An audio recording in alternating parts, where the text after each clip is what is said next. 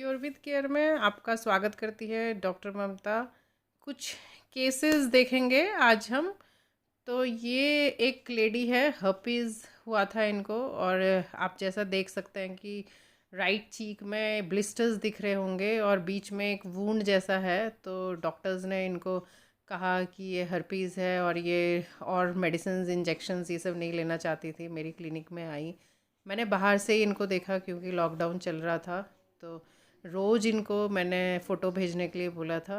Very first day ही इतना changes आए इनके कि ब्लिस्टर्स जो नए नए रोज़ निकल रहे थे वो आप देख सकते हो। जैसे इस फ़ोटो में नए ब्लिस्टर्स नहीं आए हैं, ये जो दिख रहे हैं ये पुराने ब्लिस्टर्स ही हैं। फिर जो थर्ड डे इनकी जब फ़ोटो मंगाई तो बीच का जो वूंड था ये सूखने लगा था, और जो ब्लिस्टर्स हैं वो भी सारे ऑलमोस्ट फूट चुके थे और रेडनेस आने लगी थी उसमें। जो ब्लिस्टर्स हैं वो सारों में से पानी निकल चुका था, जो ब्लिस्टर्स जैसे बन गए थे। पेन भी बहुत कम हो गया था। और यहाँ हम जैसे देखते हैं कि सारे ब्लिस्टर्स एक भी नहीं है, और जो बीच का जो वुंड है वो भी पूरी तरह से हील हो गया था, लेकिन मार्क्स रह गए थे। तो ये बहुत चिंतित थे कि मेरे ये कभी मार्क्स जाएंगे भी कि नहीं। पेन बिल्कुल सबसाइड हो गया था। जो हर्पीज़ में एक न्यूरल्जिक पेन होता है वो बिल्कुल सबसाइड हो चुका था अब तक। और बस अब हमारी चुनौती ये थी कि मार्क चला जाए। तो धीरे धीरे अप्लाई करने के लिए मैंने सिर्फ़ और सिर्फ कुछ नहीं, सिर्फ कैलेंडुला मदर टिंचर वैसलीन में लगाने के लिए बोला था इनको, और सिर्फ होम्योपैथिक दवाई ली है, कोई और दवाई नहीं ली इस पेशेंट ने।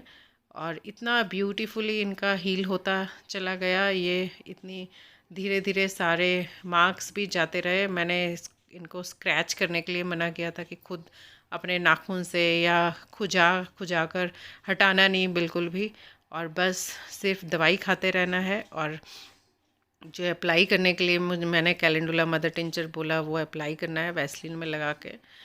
ऑल ऑफ ए सडन जब 7th 8th डे हो गया था, सारे कुछ रात में ही इसके सारे इनके सब जो स्कैब्स जैसे बन गए थे, वुंड जब हील होता है हमारा वो गायब हो चुके थे, और एक रेडनेस जैसी आ गई थी स्किन में। And she was very happy. सुबह सुबह मुझे फ़ोन करके बताया कि मेरे सारे ही हट गए और बस रेडनेस रह गई थी चीक में, और बहुत खुश थी ये। हर रोज़ मेरे को फ़ोटो भेजती थी ये।